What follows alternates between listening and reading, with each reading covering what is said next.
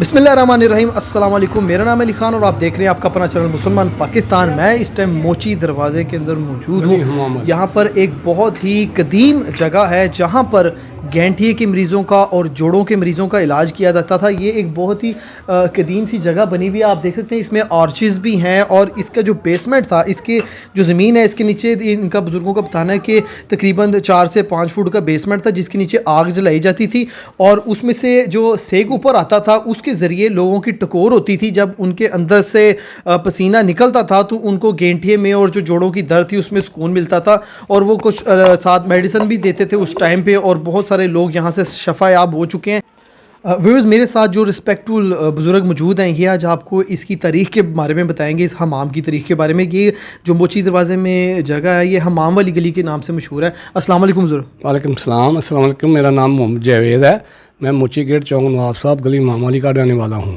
ठीक। मैंने अपने बुज़ुर्गों से, मेरी उम्र कम से कम इस वक्त 70-71 साल की है और मैंने अपने बुज़ुर्ग ताया जी से सुना था, वो भी माशाल्लाह 95 साल की उम्र में फ़ौत हुए हैं। ये गली हमाम वाली हमारे बुज़ुर्गों के नाम से, गली हमाम वाली हमाम के नाम से मशहूर है।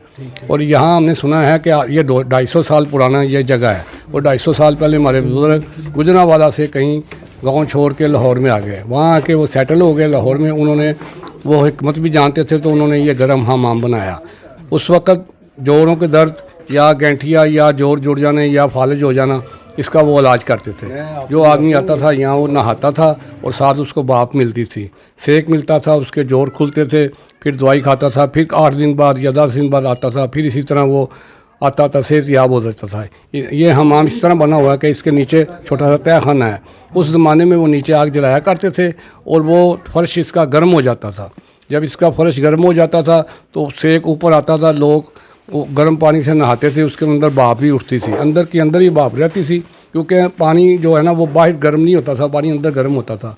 उसकी वजह से लोगों को पसीना इतना आ जाता था सर्दियों में जितना कि आप गर्मियों में भी महसूस नहीं आ सकता पसीना। तो उसकी वजह से वो आप ठीक हो जाते थे और आस्ता आस्ता अपने घरों को चले जाते थे।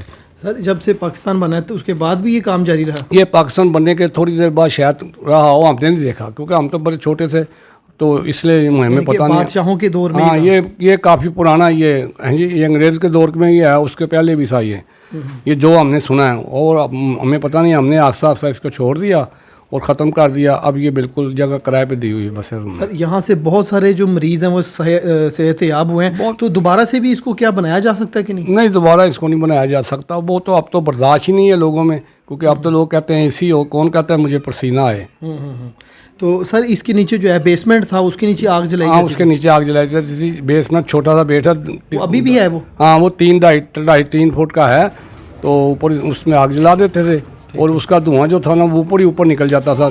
साथ नालियाँ बनी हुई थी रात में दीवारों में, तो धुआं निकल जाता था, जो हमने सुना है। व्यूअर्स, आपने देखा कि ये कितना कदीम जो है हमारा यहाँ पर विरसा मौजूद है जहाँ पर लोग सेहतयाब होते थे। अगर इस तरह का तरीक़ेकार दोबारा से स्टार्ट किया जाए, आपने देखा होगा बड़े बड़े होटलों में सवाना, जकूज़ी बाथ, इस तरह की चीज़ें बनी हुई हैं, वो भी इस तरह से लोगों की बीमारियाँ दूर करने के लिए बनाया गया है। ये जो जगह है इसके अंदर किस चीज़ से इसको बनाया गया? आप बता रहे थे कि इस मिट्टी में दालें और ऐसी चीज़ें मिलाई गई हैं। ये हमने अपने बुज़ुर्गों से सुना है कि ये हमाम जो है ना, हमारे परदादा ने अपना मिट्टी का बना के उसके ऊपर माँ की दाल और ऐसी दालें इस्तेमाल करके गुड़ वगैरह चीज़ें डाल के तो इसके ऊपर प्लस्तर कर देते थे।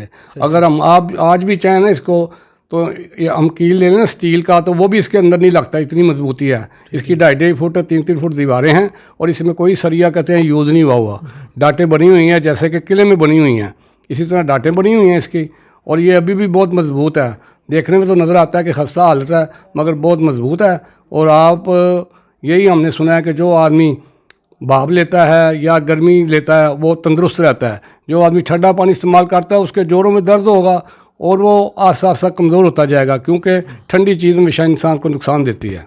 व्यूअर्स, आपने देखा आजकल की लाइफ में लोग जो है एसी में बैठते हैं और ठंडा बर्फ़ वाला पानी पीते हैं, जिसकी वजह से उनके जोड़ों में दर्द हो जाता है। और सबसे बड़ी बात आप ये देखें कि ये कितना खूबसूरत बना हुआ और इसमें ज़रा बराबर भी सरिया यूज़ नहीं किया गया। हमारे यहाँ तो छोटी भी छत डालनी हो, छोटी सी छत भी डालनी हो तो उसमें भी सरिया यूज़ किया जाता है। आप देख सकते हैं कि कितने यहाँ पर खूबसूरत किस्म के आर्चेस बने हुए हैं जिसके जो विदाउट सरिये के बनाए गए हैं। अस्सलाम वालेकुम जनाब, मैं आपको ये दिखाने लगा हूँ कि ये जहाँ से पानी गर्म भट्टी करती थी ना, इसमें आग जलाई जाती थी उस ज़माने में, तो ये सारा धुआं इधर से ही ऊपर ऊपर निकल जाता था।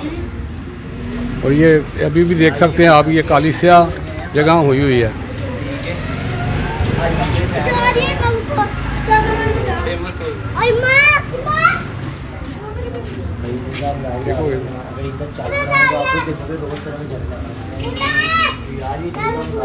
व्यूवर्स, अगर आपने इस जगह का विजिट करना है तो ये मोची दरवाजे में ये जगह मौजूद है। अगर आपके पास कोई मोटिवेशनल स्टोरी हो, कोई क्रिएटिविटी हो या आपके अंदर कोई टैलेंट मौजूद है तो आप हमारे इस दिए गए नंबर मुसलमान पाकिस्तान पर रब्ता कर सकते हैं। अस्सलाम वालेकुम, जज़ाकल्लाहु खैरन।